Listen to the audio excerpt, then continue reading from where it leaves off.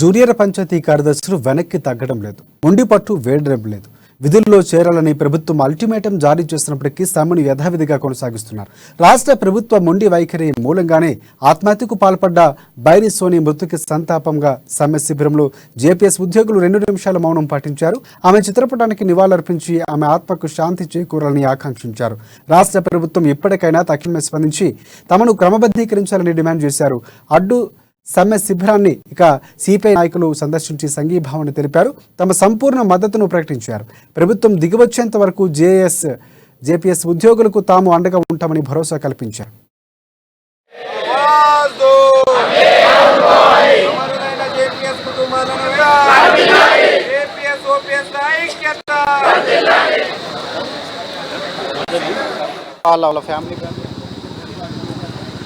ప్రతి ఒకదాని అంగోట షాపుడు పువ్వులు అమ్మినా పాలు అమ్మినా మంచితనం వాళ్ళ ఫ్యామిలీ బ్యాక్గ్రౌండ్ కూడా చాలా పూర్ కాబట్టి ఆమె ఏంటంటే ఆమెతో పాటు మాతో పాటు జాయిన్ అయిన ఎఫ్బిఓస్ కానీ కానిస్టేబుల్ కానీ అందరూ మాకంటే ముందే 2 సంవత్సరాలకే రెగ్యులర్ అయ్యారు. కాకపోతే మేము ఎగ్జామ్ రాసొచ్చి రిటర్న్ ఎగ్జామ్ రాసొచ్చి 4 ఏళ్ళు అయినా కానీ మాకు రెగ్యులర్ చేయకపోతే మేము ఓన్లీ శాంతియుతంగా మాత్రమే ధర్నా చేస్తున్నాం.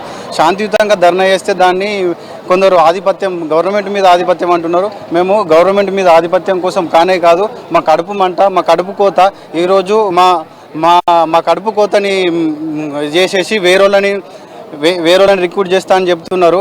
ఇది ఏమాత్రం మంచిది కాదు. మమ్మల్ని మీరే రెచ్చగొడుతున్నారు. బైరి సోని అనేటటువంటి ఒక ఆమె పంచాయతీ సెక్రటరీగా విధులు నిర్వహిస్తూ నిన్న గ్రామ పంచాయతీ ఆఫీస్లోనే పురుగుల మందు స్వీకరించింది అన్న విషయం అనేటటువంటిది యావత్ పంచాయతీ సెక్రటరీలను దిగ్భ్రాంతికి లోన్ చేసింది. నిజానికి ఆమె అలాంటి నిర్ణయం తీసుకోవడానికి ప్రేరేపించినటువంటి కారణాలు మనందరికీ తెలుసు. సభ్య సమాజం అనేటటువంటిది చూస్తూనే ఉంది. ఆమెను ప్రభుత్వం ఇచ్చినటువంటి గడువు ప్రకారము రెగ్యులరైజ్ చేస్తే ఆమె తీసుకున్నటువంటి ఆ అప్పును అనేటటువంటిది ఆటోమేటిక్గా ఆమె మంత్లీ వైజ్గా ఇన్స్టాల్మెంట్లో కట్టుకుంటూనే ఉంటుండే. బట్ ఈరోజు ఒక అభద్రతా భావానికి గురై మొన్న 9th రోజు 5 PM మీరు జాయిన్ కాకుంటే విధుల నుంచి మేము తొలగిస్తాము అనడం, ఆమె తీసుకున్నటువంటి లోనును ఏ విధంగా కట్టాలి అన్న ఒక మనోవేదనకు గురై